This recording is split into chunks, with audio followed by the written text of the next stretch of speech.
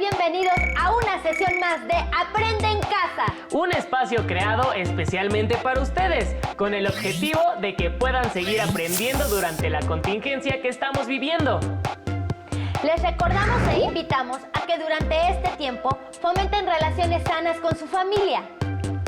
Por ejemplo, pueden participar en los trabajos del hogar para que este sea equilibrado y justo para todas y todos. Pueden motivar relaciones empáticas, es decir, reconocer que otra u otro integrante de su familia quizás se siente como ustedes ante esta situación. O bien practicar su paciencia y tolerancia con actividades que puedan realizar en su hogar.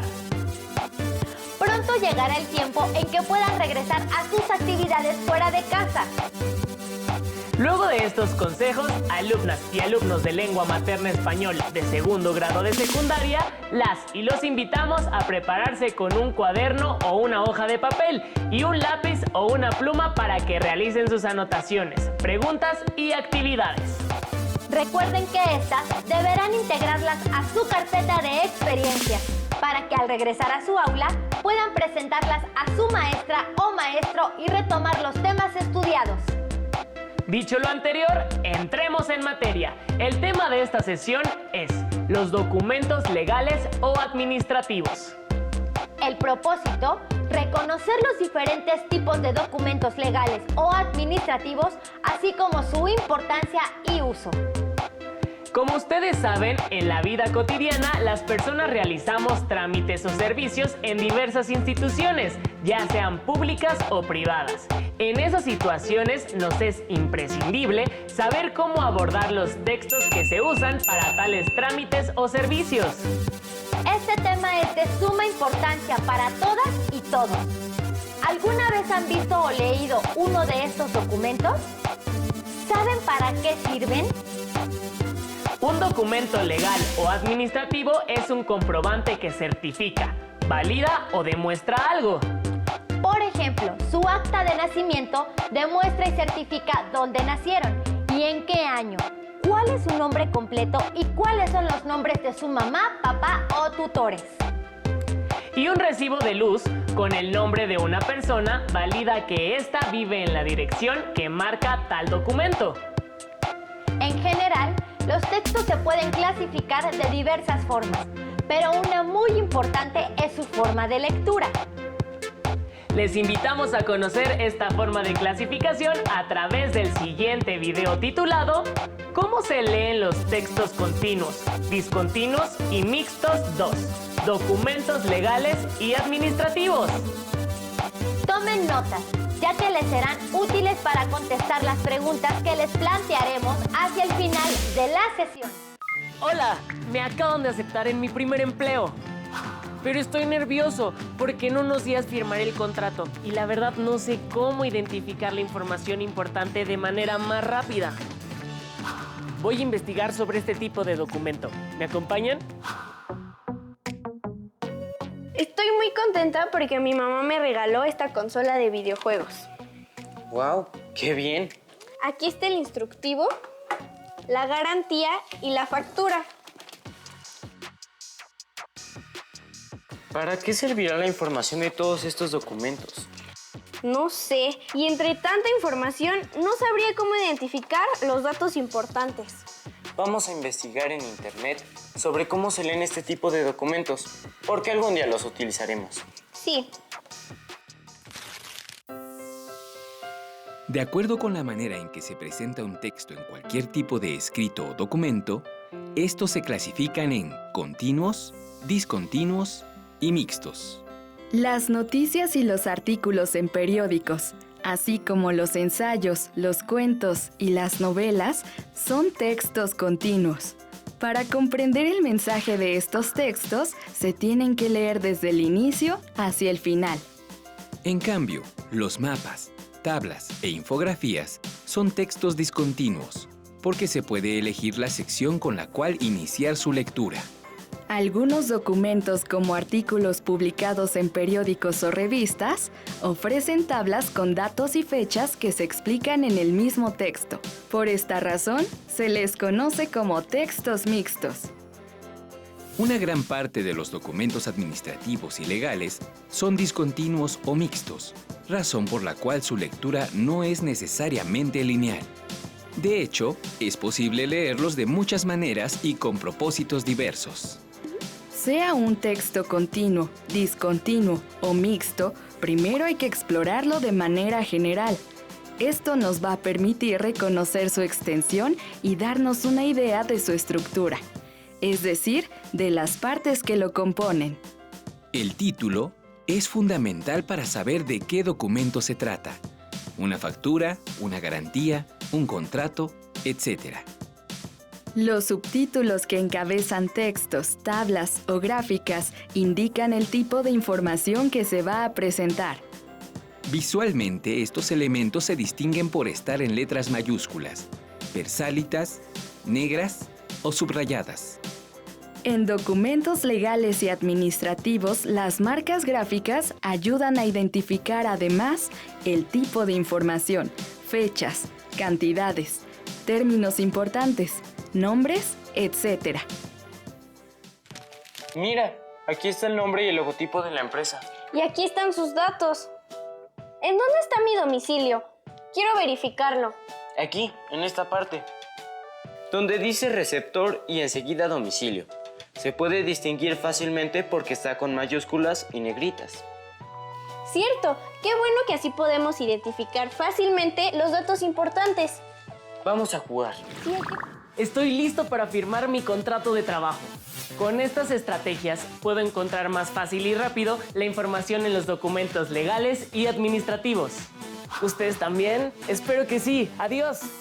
Como observaron, los documentos legales y administrativos se clasifican en discontinuos o mixtos y no requieren de una lectura lineal forzosa, es decir, no se leen de principio a fin, sino que contienen datos específicos. Por ejemplo, en su acta de nacimiento, ustedes pueden revisar solamente su fecha de nacimiento sin necesidad de leer todo lo que está escrito en ella.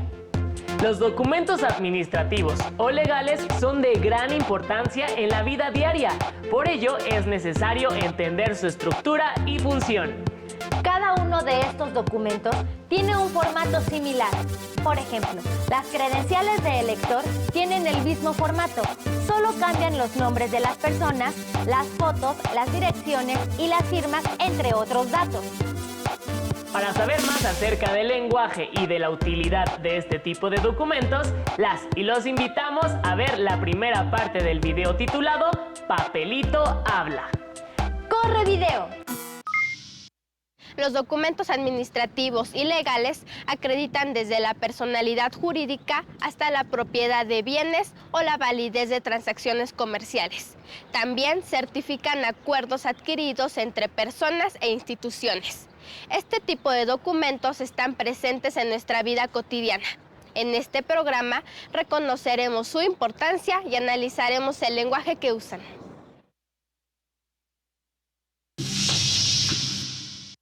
Muy bien, chicos, en esta clase vamos a ver los documentos legales y administrativos. Por favor, abran sus libros en la página 119, sesión número 2. ¿Sí? ¿Trajeron los documentos que les pedí? Sí. Bueno, muy bien. Vamos a trabajar analizando y revisando cuáles son los datos que tienen los siguientes documentos. Por ejemplo, factura, el contrato de compraventa, carta poder, el pagaré, ¿sí? Y los cheques. Esos son entre otros documentos que vamos a revisar, que son la póliza, ¿sí? El pago de honorarios.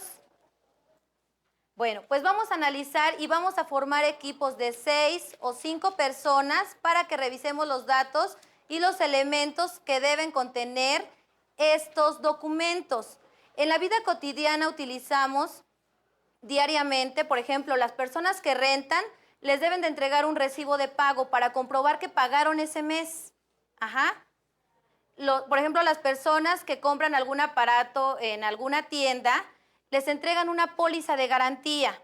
Cuando se les descompone por motivos ajenos, por ejemplo, puede ser no sé, que venga defectuoso el aparato, ¿sí? En esos casos aplica la póliza y viene ahí especificado en ese documento cuándo pueden ustedes utilizar ese documento, ¿sí? O cuándo pueden aplicar ese documento.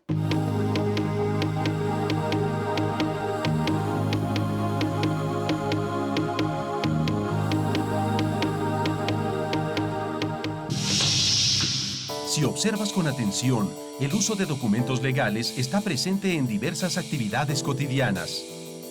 Para que una persona retire dinero de una cuenta bancaria, se puede expedir un cheque. Al adquirir un producto o servicio, recibimos una factura en la que se hace constar la venta. Este documento facilita cualquier aclaración futura. Contiene datos como fecha, descripción, precio, impuestos, información y datos fiscales del proveedor. Comprando productos como los artículos electrodomésticos, debemos exigir la garantía sellada por el distribuidor y con la fecha de compra. Esta compromete al proveedor a reparar defectos o reemplazar el artículo sin costo para el consumidor. Para establecer una relación laboral o la prestación de un servicio, se firma un contrato que expresa la voluntad de las partes de cumplir el acuerdo. Para que una persona realice trámites en representación de otra, el interesado le expide una carta poder. Una promesa de pago puede expresarse con un pagaré que indique la causa de la deuda y los intereses que generará. Otro ejemplo de documento legal es la escritura, expedida por un notario público que acredita la propiedad de una casa o un terreno.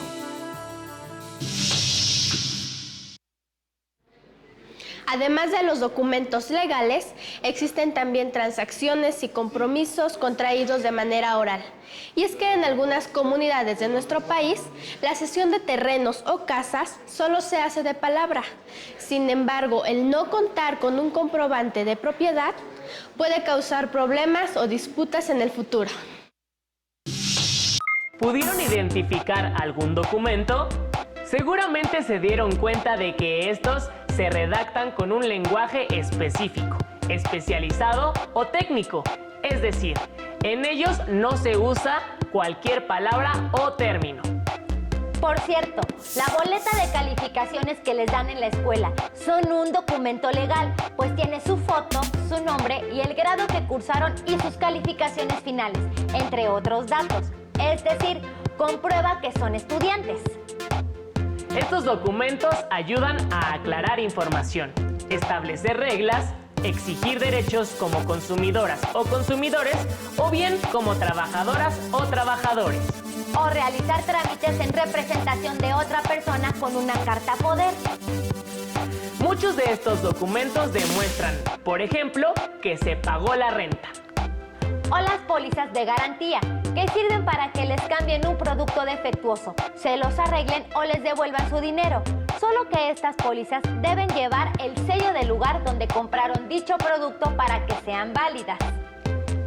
Ahora veamos la segunda parte del video Papelito Habla, a través de la cual conocerán otros tipos de documentos, como los cheques y los contratos. Pongan atención.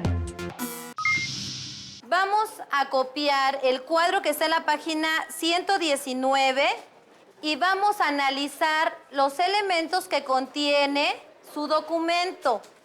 Por ejemplo, nombre del documento, para qué se utiliza, información que se requiere y los términos especializados. ¿Cuáles son los términos especializados? Por ejemplo, concepto, otorgante, algunos conceptos que ustedes no entiendan es lo que vamos a colocar en esa columna de la tabla.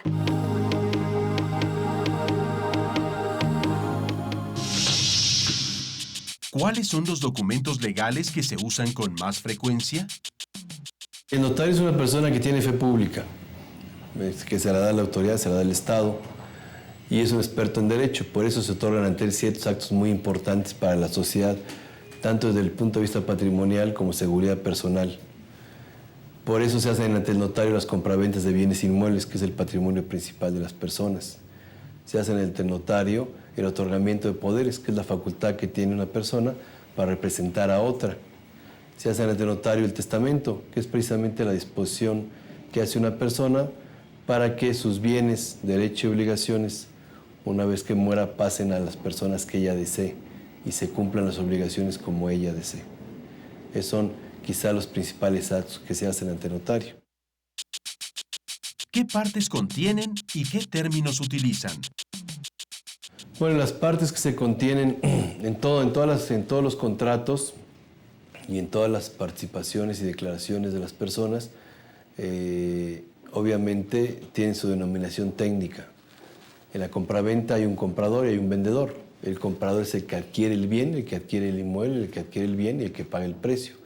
El vendedor es el que transmite el bien a la persona que se lo está adquiriendo.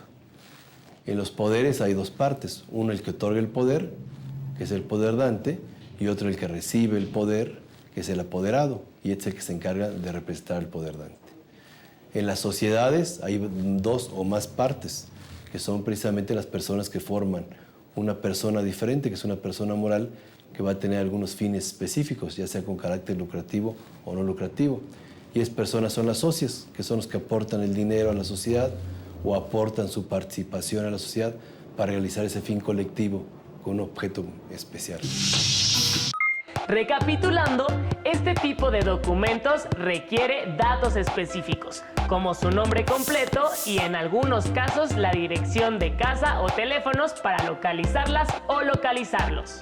Como observaron, hay personas que se encargan de validar ciertos documentos, como las notarias y los notarios, quienes tienen el poder para validar los acuerdos entre dos personas, como los contratos de compraventa de alguna casa o terreno.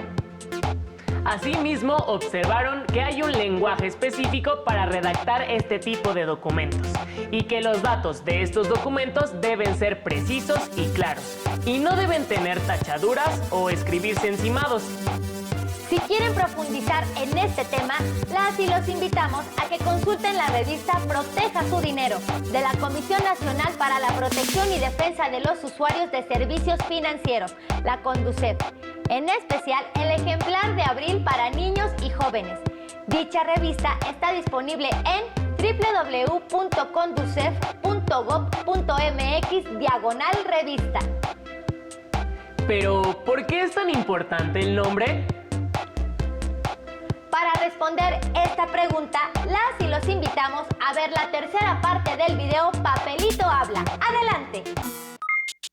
¿Por qué es importante sistematizar nuestro nombre y firma para asuntos legales? Es importantísimo. El Código Civil en sus primeros artículos precisamente se los dedica a todo lo que es el registro del nacimiento de las personas y nombre. Es muy importante y que todo mundo esté consciente de que el nombre que uno tiene es el nombre que aparece en el acta de nacimiento, no el nombre social que se utiliza y que se va deformando con el tiempo. Por eso es importante que todo el mundo vea en su acta de nacimiento cuál es el nombre que tiene y usarlo en todos los documentos oficiales, en todas las comparecencias ante las autoridades, en todos los documentos oficiales y en todas sus comparecencias ante notario y cualquier otro asunto.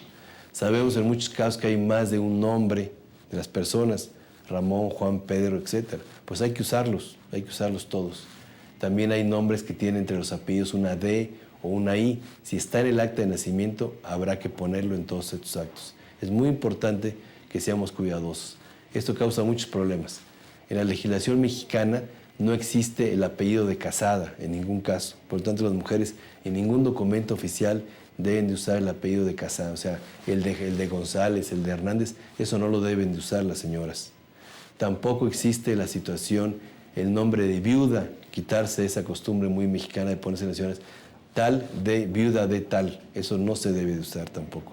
El nombre es el que aparece en el acta de nacimiento y normalmente está formado por el apellido paterno del padre, el apellido paterno de la madre y el gentilicio, que es el nombre particular. ¿Sabías que la Procuraduría Federal del Consumidor, Profeco, tiene la misión, entre otras cosas, de promover y proteger los derechos del consumidor y fomentar el consumo informado? La Profeco recibe anualmente miles de denuncias y quejas contra proveedores de bienes y servicios. También da a conocer los resultados de pruebas y estudios realizados a los productos para ayudar a los consumidores a tomar mejores decisiones de compra. Te invitamos a visitar su sitio en internet.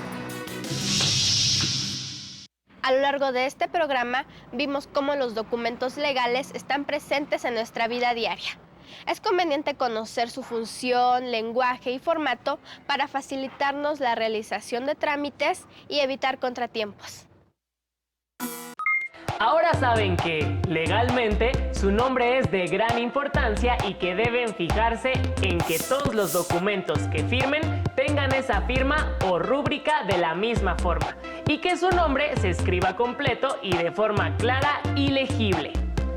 Revisen siempre que todos sus datos estén escritos correctamente.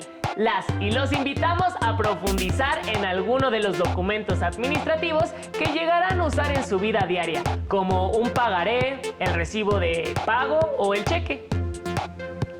Para ello, les presentamos la cuarta y última parte del video titulado Papelito Habla, la cual expone sobre los documentos que han conocido a lo largo de esta sesión. Tomen nota de sus características y usos.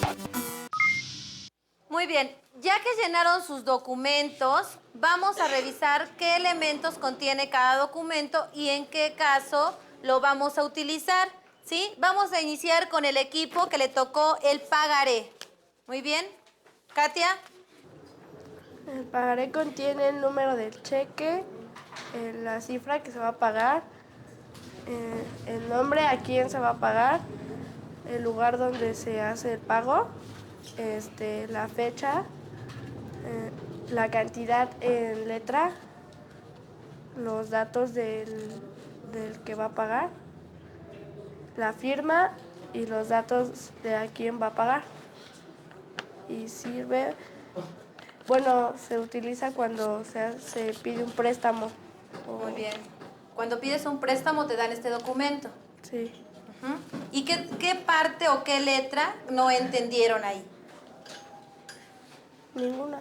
Todo lo entendieron, no tiene términos especializados. Vamos a checar los datos que tiene el recibo de pago.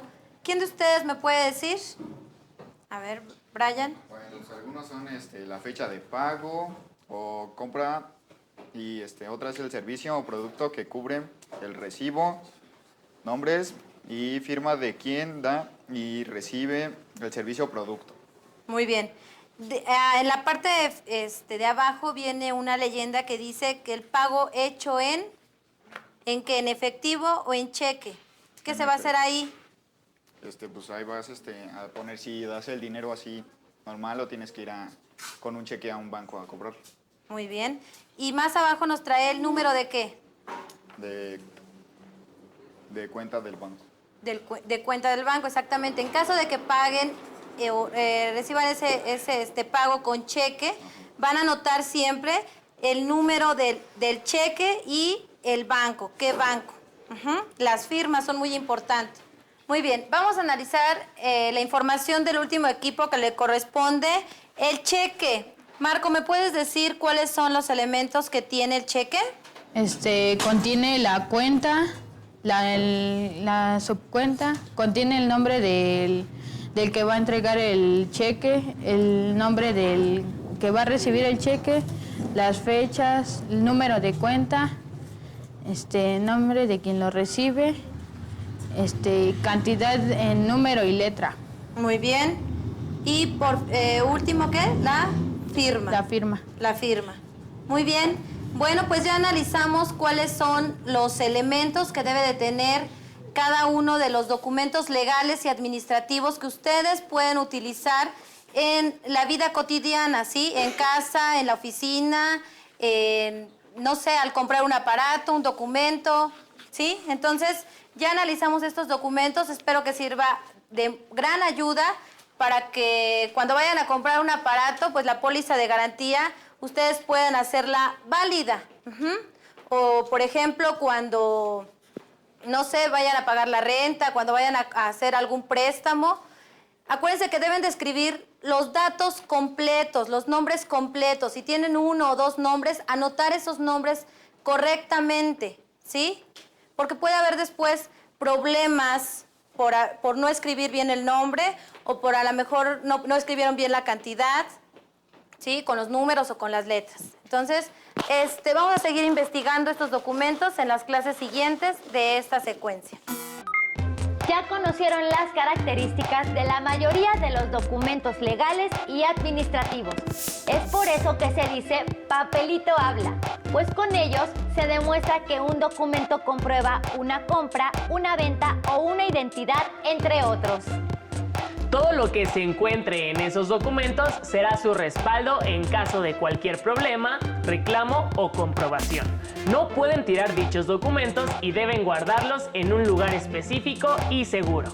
Y deben recordar, incluso, leer las letras pequeñas de estos documentos. Después de haber visto este video, tomen nota y respondan las siguientes preguntas.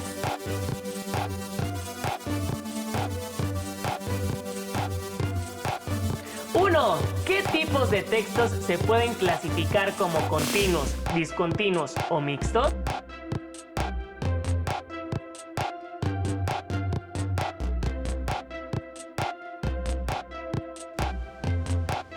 2. ¿En qué actividades se usan los documentos legales y administrativos?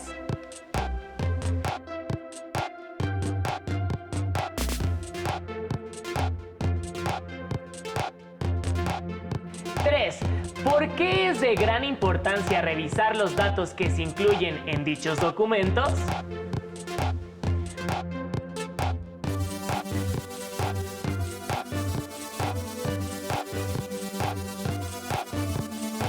4.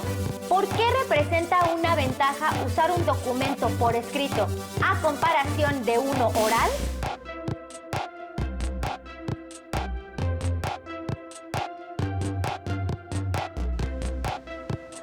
5. Elijan un documento legal y administrativo y señalen cuáles son sus características y para qué sirve.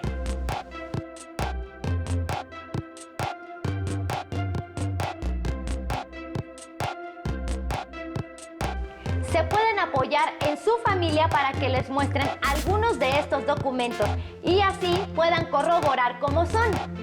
Recuerden integrar estas preguntas y sus respuestas a su carpeta de experiencias. Así podrán compartirlas con su docente, compañeras y compañeros cuando regresen a la escuela.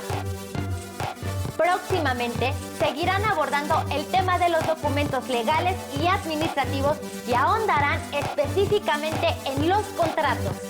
Hemos llegado al final de esta sesión. Esperamos que hayan aprendido mucho sobre este tema que todas y todos tenemos en común. Pero antes de despedirnos, les recordamos la importancia de generar un sano ambiente para su aprendizaje basado en sus relaciones al interior de su hogar. ¡Claro! La convivencia armónica es fundamental para que tengan una mente preparada. Por ello, sean pacientes y empáticas o empáticos con su familia. Siempre, pero sobre todo durante este tiempo de contingencia. Además, sean colaborativas y colaborativos en el trabajo en su hogar. Esta es una excelente oportunidad de replantear las dinámicas familiares para que en un futuro tengamos una mejor sociedad. Ahora sí, nos despedimos. Gracias por habernos sintonizado. Las y los invitamos a continuar con la programación de Aprende en Casa. ¡Hasta luego!